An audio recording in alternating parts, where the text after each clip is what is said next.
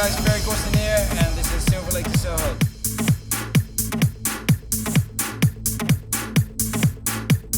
You wrote a Facebook note a couple of weeks ago about your track Check It Out, explaining your feelings on it. Do you really care for your fans that much that you want to care about what they think? Yeah, on the one hand, yes, but on the other hand, also it's more like it seems to be that people are losing their open mind. You know, it's getting so like narrow-minded like this, and if you as an artist don't produce what they want to hear, then they go all crazy. And you know, I just wanted to set the record straight that people may see me as a trance artist, but before I broke through with trance, I made everything else, you know.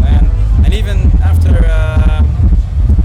my breakthrough with trance, I had records like Punk, like Rock Your Body Rock, like A Fire, which were far from trance, you know. And so that were the biggest records, and still the biggest records, as in requests, you know. So I just wanted to say from my end, like, hey, don't be so narrow-minded. I mean, don't pin me down on one style of music. I've always done more than that, and so there's more than one genre. And I need to do that. I just need to step away from one genre that I'm doing at the time, at that moment. I just need to step away from it to just get more inspiration again. You know, there's nothing nicer than experiment with different styles of music to just get this fresh new sort of thing going on. You know, and that's how you keep music exciting. And this record may not be the one that you like, but the next one will, because of who knows? Maybe you will find a new element that they like. It's always good as an artist to explore that. Yeah.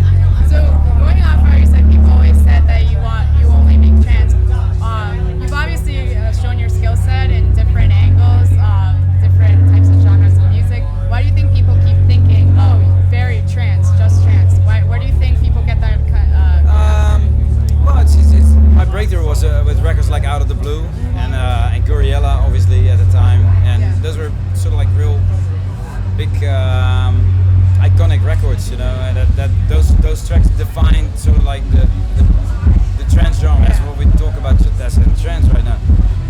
But I think people see me like that, and the majority of music what I make is trance. What I play is trance, but with a bit of a step to the side every once in a while. So you put the note out there and say, hey, I want to do my thing. Okay. Yeah. So you've had a very busy year. You've remixed Punk. You have Check It Out. Can You Feel It? Album coming out 2012. Yeah. The very beginning of 2012. Yeah. All right. So we have something to look forward to, right? Yeah. You know. Single releases. Sorry. A couple new single releases. Yeah. We've been putting out some tracks now from the album, but there's still a lot more stuff that is under the covers, basically.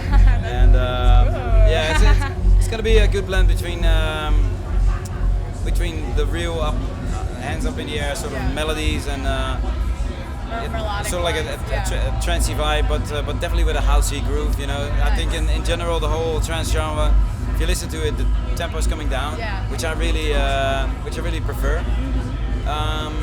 And I think the album is just really tapping into that new sort of phase in trance music. House meets trance. Yeah. Perfect mix. Yeah. How come you chose to remix Punk out of all your old tracks? It was always one of those tracks.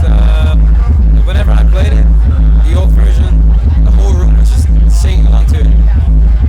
2011. I mean, Punk, the original track, I released in 2001. So we're 10 years down the road.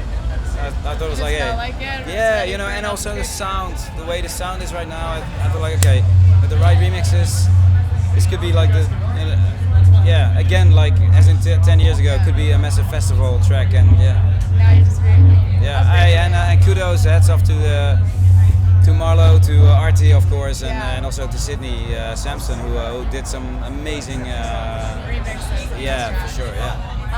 So you've done a great job of branding yourself over the years as your skill progressed. And what do you think of the new young DJs who are branding themselves now?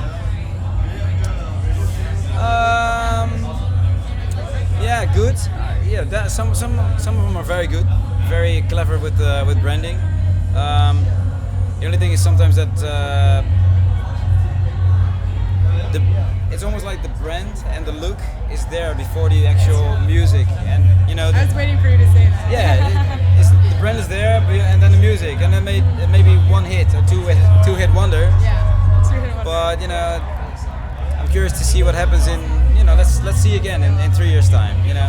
What other DJ do you think runs most parallel in style with you? I don't know. I think I am actually. You have your own style, but Yeah. what do you think runs closest to you? I think it must be two guys. I think it's a cross between Armin and Senna van Doorn. They run pretty similar. The hard and the lighter. I guess, yeah. So I can I'm see somewhere that. in between.